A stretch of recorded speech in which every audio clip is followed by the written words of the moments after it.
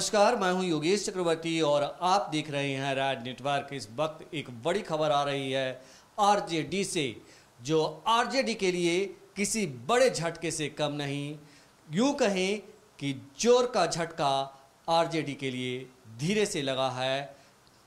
Party के वरिष्ठ नेता और राष्ट्रीय उपाध्यक्ष रघुवंश प्रसाद सिंह ने आखिरकार पार्टी से इस्तीफा दे दिया है।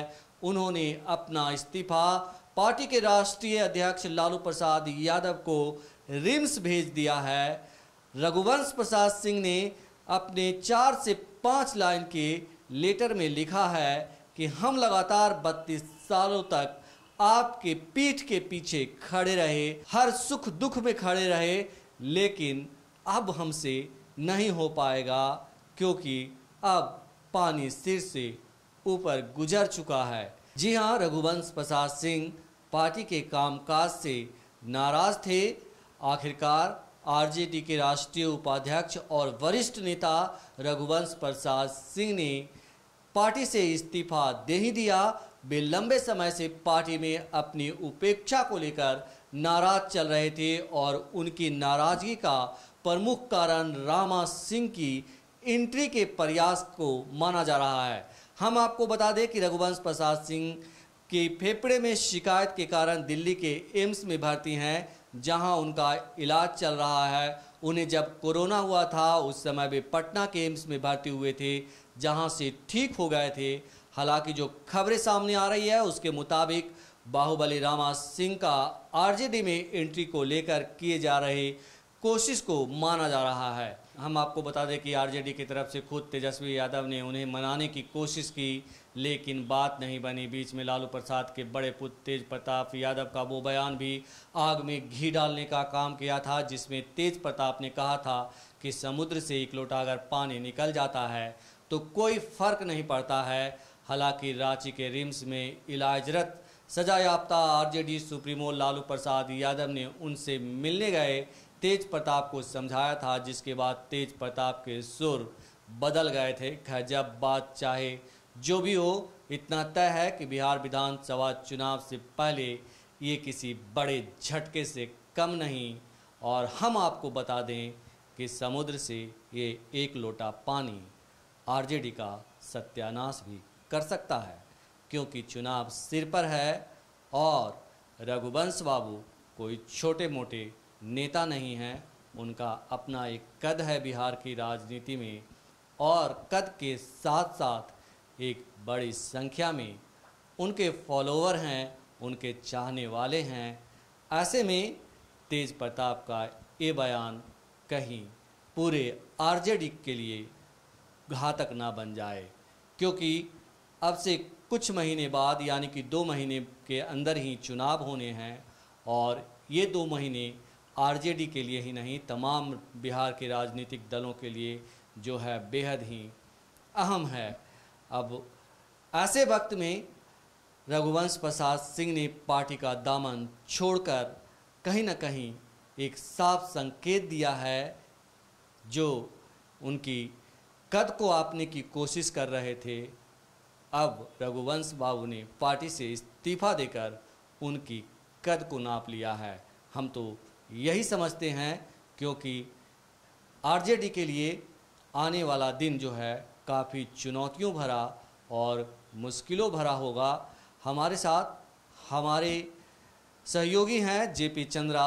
आइए हम उनसे बात करते हैं और समझने की कोशिश करते हैं कि रघुवंश बाबू का जाना पार्टी के लिए कितना घातक साबित होगा। जेपी, ये बताइए कि जिस तरह से रघुवंश बाबू ने आरजेडी से इस्तीफा दे दिया, और इस्तीफा भी दिया तो ये लिख करके दिया कि 32 साल तक हम आपके पीठ के पीछे खड़े रहे, हर सुख दुख में खड़े रहे, लेकिन अब संभव नहीं है, तो इसका क्या मतलब है?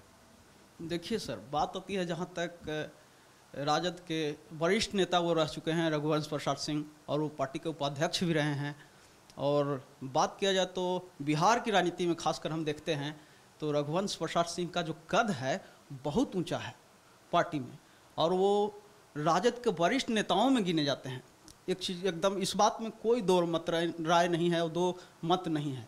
अब बात आती है कि आखिर रघुवंश प्रसाद सिंह जो है या रघुवंश बाबू जो है आखिर क्यों नाराज हुए, क्यों इस्तीफा देना पड़ा उनको, तमाम तरह के प्रश्न उठते हैं। तो इसके पीछे जो माना जा रहा है कारण कि रघुवंश बाबू जो है वो रामा प्रसाद सिंह के एंट्री को लेकर, बाहुबली जो रामा प्रसाद सिंह छवि है जिनका नाम से जो जाने भी जाते हैं, उनके लेकर वो काफ़ी नाराज चल रहे थे। चूँकि वो उनके ही क्षेत्र से आते हैं तो राजपूत वोट की यहाँ पे सबसे बड़ी लड़ाई चल जाती है सर।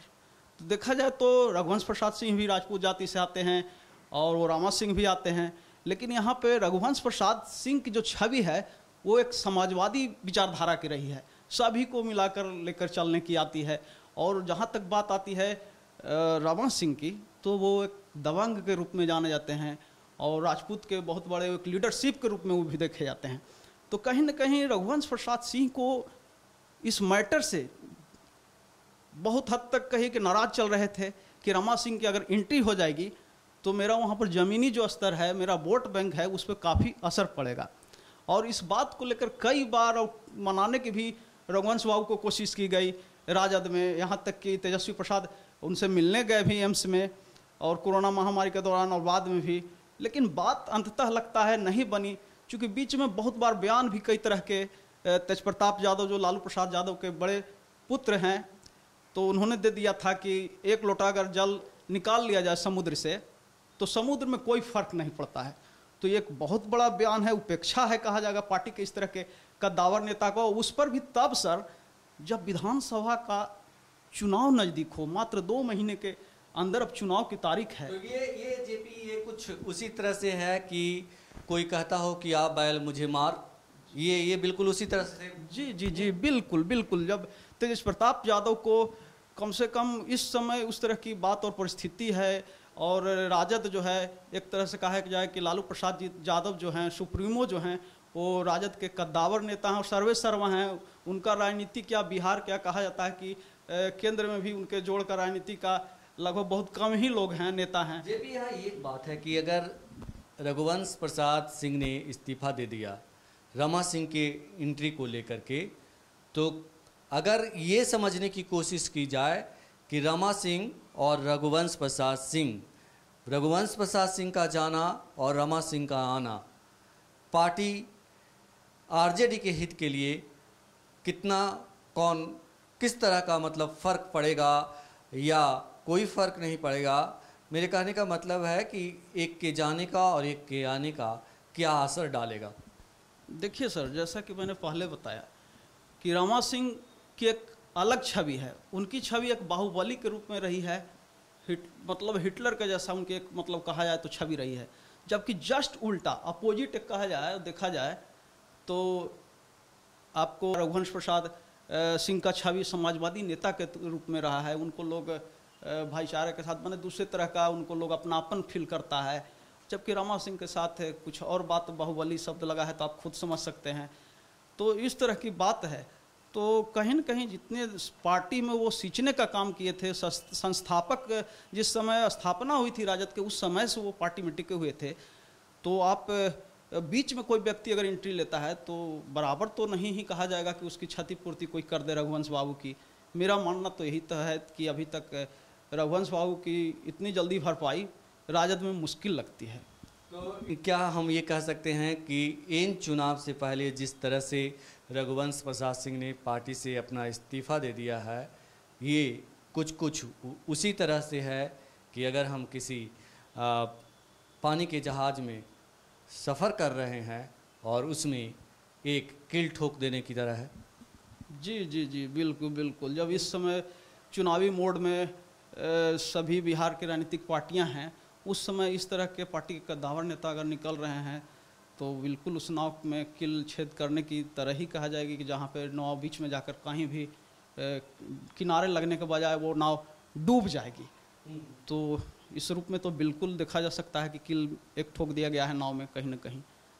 तो कहीं ना कहीं रघुवंश प्रसाद सिंह का जाना आरजेडी के लिए भारी नुकसानदेह साबित होने वाला है और आरजेडी की नैया, जैसा कि जेपी ने कहा, किनारा लग पाएगी, इसमें अब संदेह हो गया है। क्योंकि चुनाव से पहले रघुवंश प्रसाद सिंह के इस्तीफे का मतलब यही है कि हम तो डूबेंगे ही सनम, लेकिन साथ में तुम्हें भी ले डूबेंगे। कि अब बात ये आती है कि रघुवंश प्रसाद सिंह ने लेटर लिखा है, वो लेटर बम कई बार छोड़ चुके हैं पहले भी, लेकिन अब ये अभी तक वो तय नहीं किए हैं और वो खुलासा नहीं किए हैं कि वो किस पार्टी में जाएंगे। ये भी एक बहुत बड़ी चीज़ है। लेकिन ऐसा क्यास माना जा रहा है कि रघुवंश बाबू को कई बार जदयू से कई बार न्योता आ चुका है, तो हो सकता है कि वो जदयू में, पूरी संभावना है कि जदयू में वो जा सकते हैं, जहां उनके सामाजिक विचारधारा को मतलब कहा जाए तो एक मिलता है, माहौल मिलता है, वो सब चीज़ मिल रहा है अभी बिहार में। जी जी जी।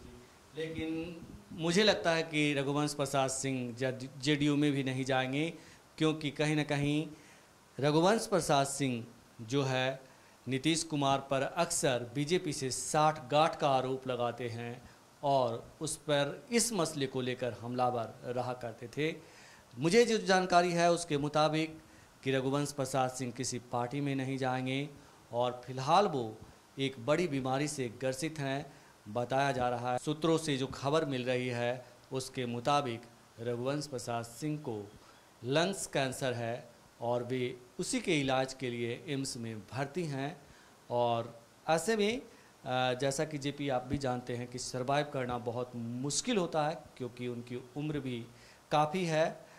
तो मेरे विचार से रघुवंश प्रसाद सिंह ने भले ही इस्तीफा देकर अपना विरोध जता दिया हो, लेकिन वे फिलहाल इस स्थिति में नहीं हैं किसी पार्टी को ज्वाइन करें। हाँ, किसी पार्टी को अपना जो कहते हैं कि एक वैचारिक समर्थन देना, तो वो वैचारिक समर्थन तो दे ही सकते हैं, और ऐसा ही कर देना आरजेडी की नैया डुबाने के लिए काफ़ी होगी।